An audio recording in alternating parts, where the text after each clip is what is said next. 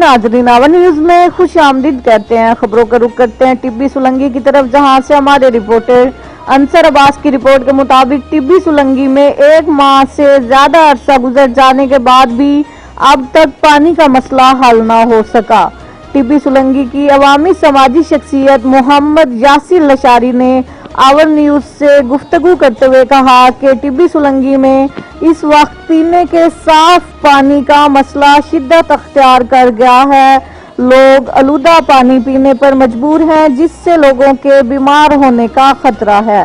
Tubby Solangi جس سے 6 علاقوں کو پانی جاتا تھا، آج وہ پانی کے قطرے قطرے کے لیے ترس رہے ہیں۔ عوام شدید پریشانی کا سامنا کر رہے ہیں۔ اس موقع پر ٹبی سولنگی کی عوام نے انتظامیہ سے نوٹس لینے اور واٹر سپلائی ٹھیک کرنے کا مطالبہ کیا ہے۔ مزید خبروں اور اپڈیٹس کے لیے دیکھتے رہیے آور نیوز۔